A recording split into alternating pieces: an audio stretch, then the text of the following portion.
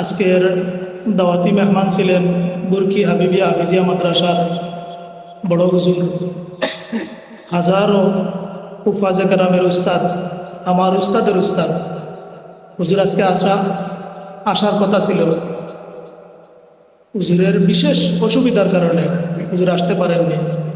মুফতি সাহেবগুলাও অনেক কষ্ট করে দেরি হলেও এসে উপস্থিত হয়েছেন এবং সার্থক করেছেন। বিশেষ করে মুফতি সাহেব আমার বাবাকে খুব মায়া করতেন, আর বাবার সাথে এই সম্পর্কের কারণে আমাকে সবসময় স্নেহ করেন।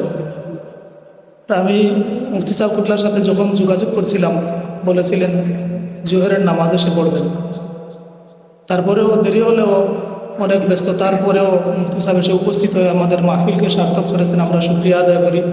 এবং বিশেষ করে আমাদের আজকের অভিভাবক যারা আছেন, ডিগ্রিপ্রাপ্ত ছাত্র যারা, তাদের আত্মীয় স্বজন এসেছেন, আপনারা অনেক কষ্ট করেছেন, আপনাদের মেহমানদারি করতে পারিনি। একটি কারণ যে মাদ্রাসার ব্যস্ততার পাশাপাশি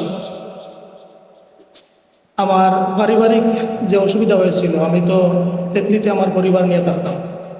তো মাদ্রাসা নিয়ে তেতলি থেকে যখন আমার বোনের বাসায় এসে মাদ্রাসা শুরু করি এবং আমার এই পাশের টিন শেডের ঘরে, তখন থেকেই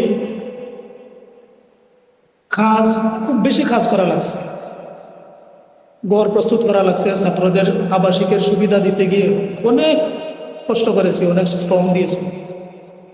এরপরেও যখন দেখলাম দুইটা বিল্ডিংয়ে ছাত্রদের নিয়ে পরিচালনা করা, মাদ্রাসা পরিচালনা করা একটু কষ্টকর হয়ে যাচ্ছে, তখন আমার মনে আসলো যে আমার এই ঘরের পাশে যদি একটা মাদ্রাসার হল রুমের ব্যবস্থা করতে পারে। কিন্তু আমার কোনো তৌফিক নেই, আমার ক্যাশ কোনো টাকা নেই, যাই ছিল অনেক টাকা ঋণ করে ওখানেই করছিয়েছি, আমার বোনের করে এবং আমার এই করে। তারপরেও মনোবল নিয়ে আমার কিছু শুভাকাঙ্ক্ষী, আপনারা একটা ভিডিও দেখেছিলেন, এই ভিডিও দেখে অনেক মানুষ আমাকে সাহায্য করতে চেয়েছে, কিন্তু আমি কারো কাছে সাহায্য চাই না। অনেকে কমেন্ট করে বলেছেন আপনার নাম্বার দেন, আমরা সাহায্য দিব। আমি সাহায্য চাই না। এখনো পর্যন্ত আমার মাদ্রাসার জন্য কোনো সাহায্য আমি কারো কাছে সাহায্য প্রার্থনা করি না। আমি মুবারকবাদ জানাই আমাদের খাদিমনগর ইউনিয়নের সম্মানিত চেয়ারম্যান লোহার হোসেন সাহেব।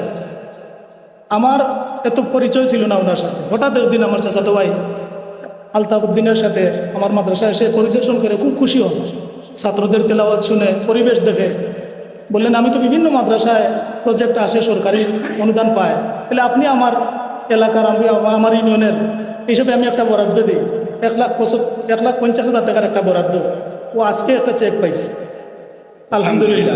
আমি কিন্তু চেয়ারম্যান সাহেবের কাছে আবদার করি না, কোনো ব্যক্তির কাছেও কোনো সময় আবদার করি না, কিন্তু আমি আমার কিছু শুভাকাঙ্ক্ষী, আমার বন্ধু বান্ধব, আমার কিছু স্বজন, নাম প্রকাশ করলেও কিছু অসুবিধা আছে, কিন্তু আমি নাম প্রকাশ করছি না, আল্লাহ দেখতেছেন। তা আমাকে ঋণ দিয়ে এই পরিমাণ সহযোগিতা করেছেন, তা আমি অনেক টাকা ঋণ হয়ে এই সুন্দর একটা বাগান বা আমার যা কিছু আছে সব কিছু আমি ওখানেই শেষ করে দিয়েছি। যে আমি এই বাগানটা তৈরি করছি, যে বহু দূর দূরান্ত থেকে মা বাবা আশা করে সন্তানকে এখানে দিয়েছেন। অনেকের মনে ছিল আমাদের এই এলাকা তো এত প্রবাসী অধ্যুষিত এলাকা নয়, মনে করেছেন যে বাচ্চা কীভাবে কোন পরিবেশে থাকবে। তা আমি তখন থেকেই আমার মনে চিন্তা ছিল যে কিভাবে ছাত্রদের জন্য সুবিধা দেওয়া যায়। আলহামদুলিল্লাহ, আমি এটা আমার ক্ষমতা নয়, যারা আমাকে আমার জন্য দোয়া করেছেন, বিশেষ করে বুরকির বড় হুজুর যখন ওখানে মাদ্রাসায় এসেছিলেন, আমার কষ্ট দেখে হুজুর দোয়া করেছিলেন যে আল্লাহ স্থায়ী একটা ব্যবস্থা করে দেন। পড়ার অধীনে তাকিয়া কোনো খেজমত করা যায় না, পড়ার অধীনে তাকিয়া খেজমত করা যায় না, আল্লাহ একটা স্থায়ী ব্যবস্থা দেয়, আল্লাহ স্থায়ী একটা ব্যবস্থা দেয়। হইয়া হুজুরে দোয়া করছিলাম এবং হুজুরের দোয়া সব সময় আছে। আরও অনেক শুভাকাঙ্ক্ষী, অনেক ভাই বন্ধু আপনার দোয়া আমার উপরে আছে, অনেক অপরিচিত মানুষের দোয়া আমার উপরে আছে। এইসব দোয়ার বদৌলতে আমার আল্লাহ অন্তরের মাঝে এই শক্তি এবং শরীরও শ্রম দেওয়ার মতোই শক্তি দিয়েছেন, বিদায় এই অসাধারণ কাজটা। এটা আমার বাসার ড্রয়িং দিয়ে আমি করছি, বাসা হিসেবে আমার বাসা, কিন্তু উপরে আমি পরিবার নিয়ে থাকবো, নিচে মাদ্রাসার যতদিন আল্লাহ আমাকে বাঁচিয়ে রাখবেন মাদ্রাসা পরিচালনা হবে, যেহেতু প্রাইভেট মাদ্রাসা আমি বাড়ায় পরিচালনা করে মাদ্রাসা শুরু করেছিলাম, বাড়া নিয়ে মাদ্রাসা শুরু করেছিলাম। কিন্তু আজকে বাড়া থেকে আল্লাহ আমাকে মুক্ত করে আমার নিজস্ব বাড়িতে, নিজ বাড়িতে, যেখানে কোনোদিন কল্পনা করি নাই, কিন্তু এখানে অলি আল্লাহর পা পড়েছে।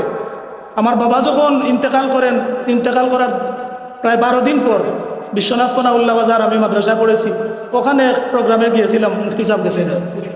তো হঠাৎ আমাকে জিজ্ঞাইলা যে তোমার আব্বার অবস্থা কী? বলে আব্বা ইন্তেকাল করছে। লি কি থাকো কইলে না, বলে সাহেব আমি এই সময় আমার রুষে দিছে না। সাথে সাথে আমি এখান থেকে আওয়ার পরে আমার ছুরি হুজুরের কাছে খবর কইছেন, হাবিজ সাহেবরে কইও তান বাড়ির যাই।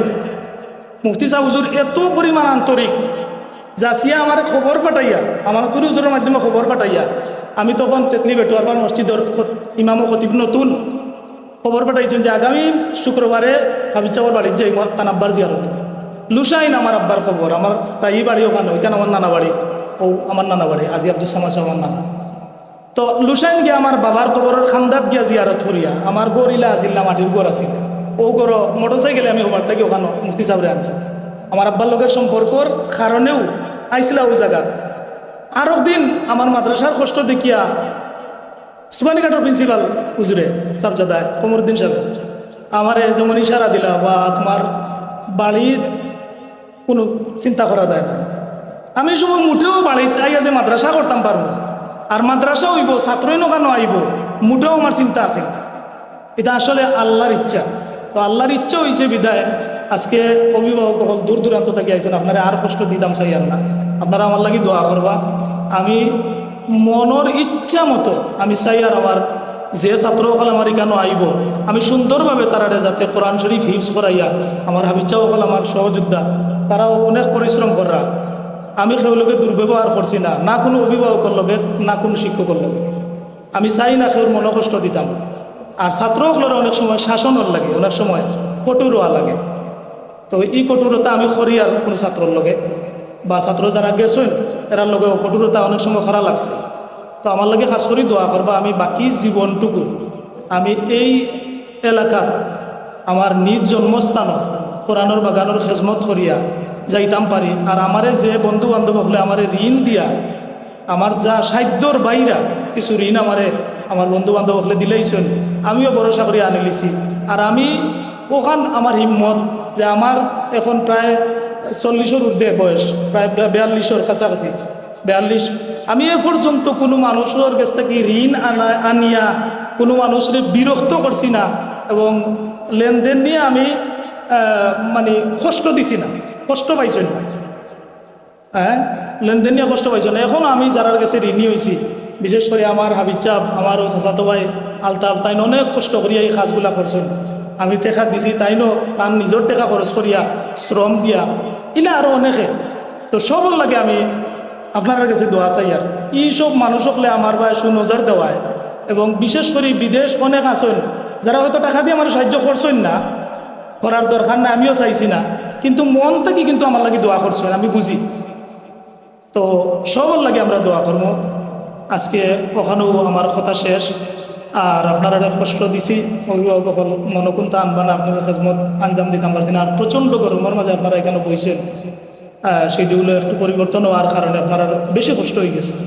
তো আপনারা বাচ্চান তোর এই যে সার্থকতাটা, এটা যাতে জারি থাকে। আজকে আমরা এই যে 9 জনরে ভাগলি দিছি, আরও 5 জনরে আমরা বঞ্চিত করছি। হেরা সবক ফুরাইছেন, 5-7 পারা দাওরা দিছেন, এলা অনেক জায়গা সবক ফুরাইছেন না, ডিগি দিয়া 1 পারা আধা পারা রয়েছে, পরে ফুরাইবে না, হইয়া দরিয়া নিয়া বার্ষিক ওয়াজও ফাগলি দিলে।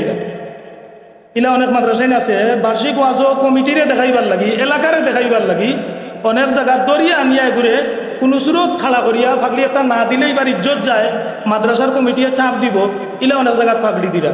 তো আমরা আবিচাও হল আসুন, আমিও আছি কেন, ইলা খাম আমরা করতাম না। ও যে 5 জনরে দিছি না, এরা ফাওয়ার উপযুক্ত দেওয়া যায়, এর বাদেও এরারে ফাগলি দিছি না, দিছি কারারে যে 1-2টা দাওরা দিলেইছেন।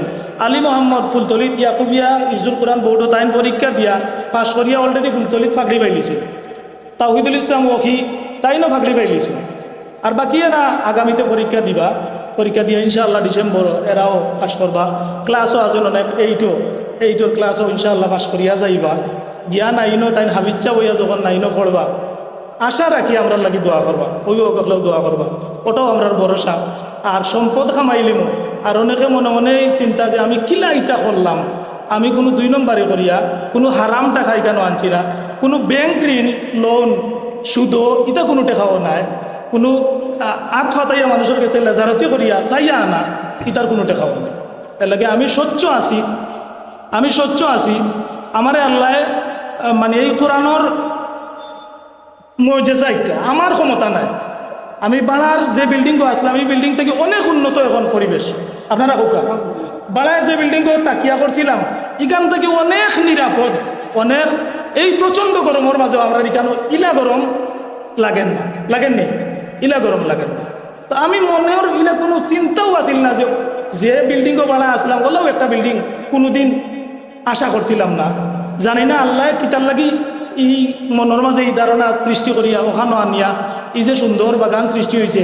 আমি মরেছি, অসুবিধা নাই, মরি গেলেও আমার বিশ্বাস এখানে কোনো না কোনো বাচ্চা, আমার বাচ্চাইন 3 জন আসুন, আমার বাচ্চা নিতে পারেন নাই, ও যে বাচ্চাইন আসুন, কোনো না কোনোভাবে এই কোরআনের বাগানটা আমার বিশ্বাস চলিয়া যাইব ইনশাআল্লাহ। আল্লাহ কবুল করতে ওয়া আখিরু দাওয়ানা আলহামদুলিল্লাহি রাব্বিল আলামিন সাল্লাল্লাহু আলা সাইয়্যিদিনা ওয়া মাওলানা মুহাম্মদ ওয়া আলা আলিহি ওয়া আসহাবিহি সাল্লাম।